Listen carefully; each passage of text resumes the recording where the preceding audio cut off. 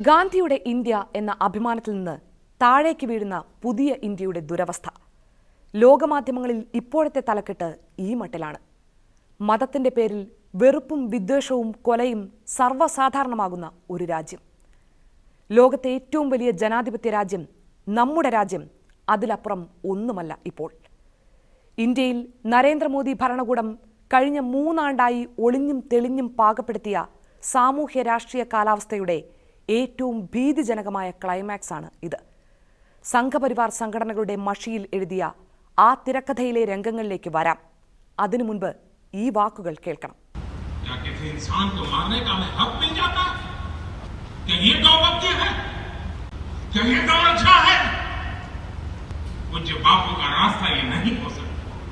विनोबा भावे का जीवन हमें ये संदेश नहीं देता है और इसलिए साबरमती आश्रम की शताब्दी के पर्व पर और पूज्य श्रीमद रामचंद्र जी के 150 वर्ष मनाते हैं तब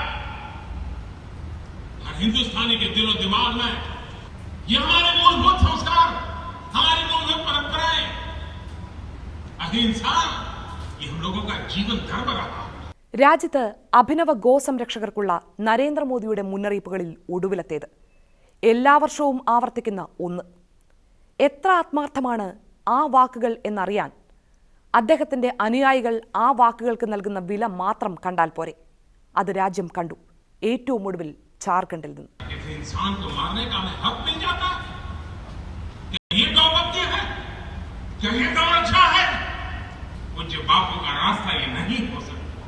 അഹമ്മദാബാദിൽ ഗാന്ധിജിയുടെ സബർമതി ആശ്രമത്തിൽ പ്രധാനമന്ത്രി ഇങ്ങനെ പറഞ്ഞ് മണിക്കൂറുകൾ കഴിയേണ്ടി വന്നില്ല. ഗോരക്ഷകരുടെ കുപ്പായമിട്ട സംഘപരിവാറുകാർ മറ്റൊരു ജീവൻ കൂടിയെടുത്തു. ജാർഖണ്ഡിൽ ബീഫ് കൈവശം വെച്ചു എന്നാരോപിച്ച് യുവാവിനെ ഭ്രാന്ത് പിടിച്ച ആൾക്കൂട്ടം തല്ലിക്കൊന്നു. കാറിൽ വീട്ടിലേക്ക് പോവുകയായിരുന്ന അസ്കർ അൻസാരിയോട് ആൾക്കൂട്ടം കാട്ടിയത് ഈ രാജ്യത്ത് ഏത് നിമിഷവും സംഭവിക്കാവുന്ന ഒരത്യാഹിതമായി മാറിയിരിക്കുന്നു. അത് ഞെട്ടലോടെ രാജ്യം വീണ്ടും വീണ്ടും തിരിച്ചറിയുന്നു. അഭിമാനബോധമുള്ള ഓരോ ഭാരതീയന്റെയും തല കുനിഞ്ഞു പോകുന്ന സന്ദർഭം. ഇത്രയൊക്കെ കണ്ടിട്ടും കുനിയാത്ത തലയെടുപ്പുകളാണ് ഇന്ത്യയുടെ നാളെയെ കൂടുതൽ ആശങ്കാഭരിതമാക്കുന്നത്. പെരുന്നാൾ ആഘോഷിക്കാൻ വീട്ടിലേക്ക് പുറപ്പെട്ട ജുനൈദ് ഖാൻ എന്ന 15-കാരൻ ഓടുന്ന തീവണ്ടിയിൽ കൊല്ലപ്പെട്ടത് നമ്മൾ കേട്ടത് ഒരു പെരുന്നാൾ രാവിലാണ്. അത് കഴിഞ്ഞ് 7-ാം നാളിലാണ് പ്രധാനമന്ത്രി ഗോളാന്തര പ്രശസ്തമായ അദ്ദേഹത്തിന്റെ മൗനം വിട്ടുണർന്നത്. പ്രധാനമന്ത്രി തള്ളിപ്പറഞ്ഞില്ലേ എന്ന ചോദ്യം സ്വാഭാവികം. തള്ളിപ്പറഞ്ഞു, ശരിയാണ്. മുൻ വർഷങ്ങളിലേക്ക് പിന്നടന്നാൽ പ്രധാനമന്ത്രിയുടെ ഒരു വാർഷിക പരിപാടിയായേ ഈ തള്ളിപ്പറയലിനെ കാണാനാകൂ. അധികാരമേറ്റ ശേഷം എല്ലാ വർഷങ്ങളിലും പ്രതിഷേധം പാരമ്യത്തിലെത്തുമ്പോൾ വൈകാരികത സമം ചേർത്ത ഇങ്ങനെയൊരു പ്രഖ്യാപനം വന്നെത്തും. 2015 സെപ്റ്റംബറിൽ ഉത്തർപ്രദേശിലെ ദാദ്രയിൽ മുഹമ്മദ് അഖ്ലാഖ് അതിദാരുണമായി കൊല ചെയ്യപ്പെട്ടപ്പോൾ നാളേറെ കഴിഞ്ഞെങ്കിലും പ്രതികരണം വന്നു.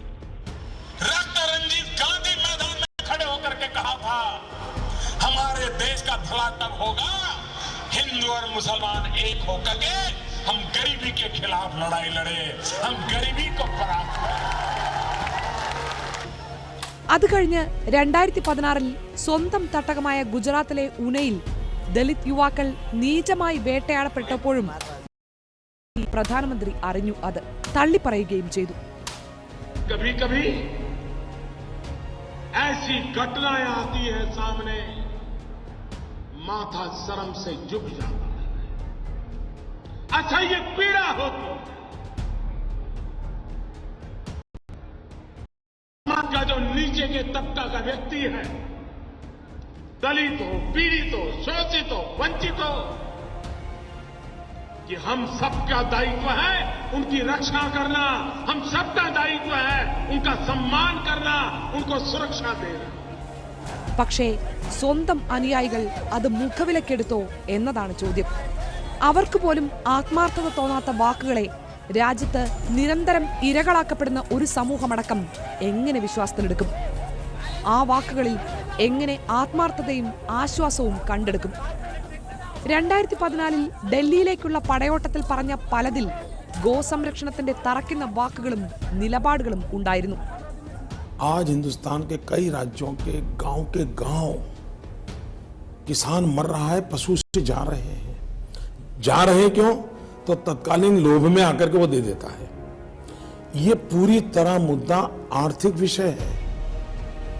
जैसे किसान की जमीन लेना वो पाप है, वो बिन सांप्रदायिकता का मुद्दा नहीं है, वैसे ही पशु ये उसकी बड़ी संपत्ति है और भारत ने सीरियसली सोचना पड़ेगा। ഗോസംരക്ഷണം ആദ്യം ഒരു തെരഞ്ഞെടുപ്പ് അജണ്ടയും പിന്നാലെ ഒരു സംഘദൗത്യവുമായി മാറുന്ന കാഴ്ച കണ്ട് രാജ്യം അമ്പരന്നു. ആ വിപത്തിന് വിത്തുപാകിയതിൽ ഈ പ്രധാനമന്ത്രിക്കും അദ്ദേഹത്തിന്റെ പാർട്ടിയായ BJPക്കും വലിയ പങ്കുണ്ട് എന്നത് ആരും സമ്മതിച്ചു തരുന്ന വലിയ സത്യം. മതഭ്രാന്തി പിടിച്ച ആൾക്കൂട്ടങ്ങളെ കയറടിച്ചുവിട്ട പാർട്ടി തന്നെയാണ് ഇന്നും BJP. പശു സംരക്ഷണത്തിന്റെ ബലത്തിൽ ഈ അക്രമത്വര കുത്തിവെച്ചതിന്റെ ഉത്തരവാദിത്തത്തിൽ നിന്ന് പ്രധാനമന്ത്രിക്കും ഒഴിഞ്ഞുമാറുക വയ്യ. പ്രധാനമന്ത്രി പദത്തിലേക്കുള്ള ഓട്ടത്തിൽ സ്വയം പാകപ്പെടുത്തിയ ബീഫ് രാഷ്ട്രീയത്തിന്റെ തുടർച്ചകളാണ് രാജ്യത്ത് ഇപ്പോൾ ജുനൈദുമാരുടെയും അൻസാരിമാരുടെയും തലയെടുക്കുന്നത്.